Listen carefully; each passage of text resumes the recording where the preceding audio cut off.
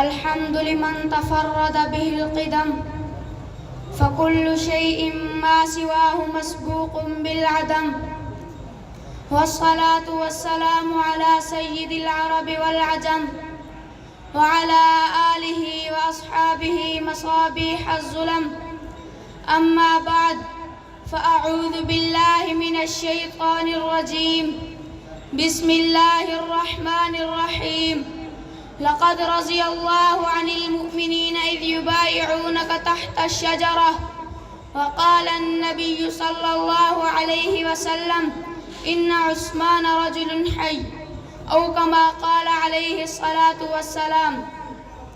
ابو بکر و عمر کے بعد عالی شان عثمان ہیں، علم بردار ایمان جامع قرآن عثمان ہیں، وہ ہیں ثالث خلیفہ حضرت محبوب رحمہ کے، اور احیاہم کا مصداق عظیم الشان عثمان ہیں۔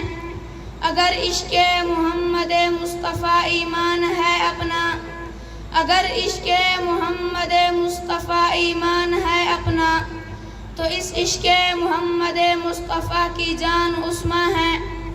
سامعین محترم، 1,24,000 انبیاء کے بعد حضرت ابوبکر صدیق و حضرت عمر کے بعد حضرت عثمان غنی کا مقام و مرتبہ سب سے اعلیٰ ہے۔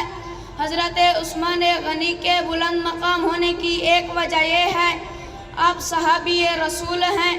صحابہ کے بارے میں قرآن نے کہا: اولئک هم المؤمنون حقا، صحابہ پکے مومن ہیں۔ حضرت عثمان غنی کے بلند مقام ہونے کی ایک وجہ یہ ہے، آپ کے بارے میں نبی کریم صلی اللہ علیہ وسلم نے فرمایا: لِكُلِّ نَبِيِّ رَفِيقٍ وَرَفِيقِ فِي الْجَنَّةِ عثمان، ہر نبی کا جنت میں ساتھی ہوگا اور میرا جنت میں ساتھی عثمان ہوگا۔ حضرت عثمان غنی کے بلند مقام ہونے کی ایک اور وجہ یہ ہے، آپ نے دین کے لیے بہت مال خرچ کیا، ہر موڑ پہ حضور علیہ السلام اور مسلمانوں کی خدمت کی۔ حضور علیہ السلام کے زمانہ سے لے کر آج تک حضرت عثمان غنی کا مال اللہ کی راہ میں خرچ ہو رہا ہے۔ سعودی عرب میں آج بھی حضرت عثمان غنی کے بینک چل رہے ہیں۔ حضرت عثمان غنی کے بلند مقام ہونے کی ایک وجہ یہ ہے، آپ حیادار آدمی ہیں۔ نبی کریم صلی اللہ علیہ وسلم نے فرمایا: ان عثمان رجل حی، عثمان غنی حیادار آدمی ہیں۔ امام مالک رحمہ اللہ روایت کرتے ہیں، میری امت میں سب سے زیادہ حیا والا آدمی عثمان ہے، عثمان احیاء امتی۔ حضرت جنید بغدادی رحمہ اللہ فرماتے ہیں، طبیعت کا اور دل کا جو جوڑ ہے وہ دل کے تابع ہے۔ حضرت شاہ ولی اللہ محدث دہلوی رحمہ اللہ فرماتے ہیں، جب انسان اللہ کی نعمتوں کو دیکھے اور اپنی کوتاہیوں کو دیکھے، اس کے بعد جو کیفیت طاری ہو اسے حیا کہتے ہیں۔ بہت سے علماء فرماتے ہیں، جو چیز انسان کو اللہ کی نافرمانی سے روکے اسے حیا کہتے ہیں۔ عثمان غنی حیا کا پے کرتے۔ صحیح مسلم میں روایت موجود ہے، امی عائشہ صدیقہ رضی اللہ عنہما فرماتی ہیں، ایک دن نبی کریم صلی اللہ علیہ وسلم گھر میں تشریف فرما تھے، آپ کی پنڈلیوں سے کپڑا ہٹا ہوا تھا، آپ کے پاس صدیق اکبر تشریف لائے، آپ نے حالت نہیں بدلی۔ آپ کے پاس عمر فاروق تشریف لائے، آپ نے حالت نہیں بدلی۔ آپ کے پاس عثمان غنی آئے تو آپ نے اپنی پنڈلیوں کو چھپا لیا۔ تو حضرت امی عائشہ فرماتی ہیں، جب حضرت عثمان غنی واپس چلے گئے تو میں نے پوچھا: یا رسول اللہ، آپ کے پاس میرے بابا صدیق اکبر تشریف لائے، آپ نے حالت نہیں بدلی۔ آپ کے پاس عمر فاروق تشریف لائے، آپ نے حالت نہیں بدلی۔